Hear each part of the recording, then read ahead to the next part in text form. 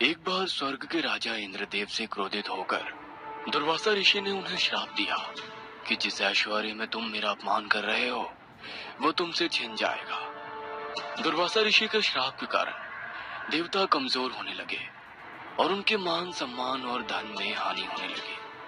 पूरे स्वर्ग लोक में त्राही त्राही मच गई और वे सब मदद के लिए भगवान विष्णु के पास पहुंच गए। भगवान विष्णु ने देवताओं को समुद्र मंथन करने का उपाय सुझाया और बताया कि समुद्र मंथन से जो अमृत निकलेगा उस अमृत के सेवन करने से ही देवताओं की शक्ति उन्हें वापस मिल सकेगी। देवताओं की शक्ति इतनी कमजोर हो चुकी थी कि वे अकेले ही विशाल समुद्र का मंथन करने में सक्षम नहीं थे। ऐसे में देवताओं ने राक्षस के राजा बलि से मदद मांगी। राजा बलि ने इस शर्त पर मदद करने के लिए सहमति दी कि समुद्र से निकलने वाला अमृत में आधा हिस्सा राक्षसों को भी दिया जाएगा। समुद्र मंथन शुरू हुआ और मंथन में अमृत से पहले भयानक तेज वाला विष निकला।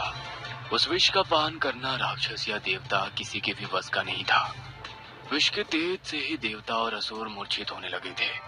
इसलिए उस विष को पीने के लिए भगवान शंकर प्रकट हुए और उन्होंने विष को अपने कंठ में धारण कर लिया। विष को ग्रहण करते समय विष की एक बूंद राक्षस कली के ऊपर भी गिर गई, जिसके कारण उसका शरीर समाप्त हो गया। इसके बाद मंथन फिर से शुरू हुआ, जिसके परिणाम स्वरूप समुद्र से अमृत निकला। उस अमृत के निकलते ही देवता और असुरों में छीना झपटी शुरू हो गई। उसी छीना झपटी में अमृत की कुछ बूंदें धरती पर गिरी, जिसमें से एक बूंद राक्षसी कली के ऊपर भी गिरी। अमृत के स्पर्श से उसका शरीर वापस जीवित हो गया, किंतु वह भौतिक रूप में नहीं आ सका। अमृत के बंटवारे के लिए भगवान विष्णु ने मोहिनी रूप लिया और सारा अमृत जल से देवताओं को पिला दिया। तब से लेकर आज तक कली पुरुष धरती पर विराजमान है। वो अभी भौतिक रूप में नहीं आया है, परंतु वो अपनी शक्तियों से इंसान पर काबू पा सकता है। जितना पाप और गलत कार्य धरती पर बढ़ेंगे, कली पुरुष को उतनी ही शक्ति प्राप्त होगी। जब पाप अपने चरम पर पहुंच जाएंगे, उस समय कली भौतिक रूप में आ जाएगा और इंसानों पर राज करेगा। पाप के चरम पर होने और धरती पर एक असुर के राज करने पर भगवान विष्णु के स्वरूप कल्कि का धरती पर जन्म होगा। इस कहानी की लेखिका है सोनिया सैनी। अपने माथे पर आते पसीने को पोंछकर उसने पीछे मुड़कर देखा।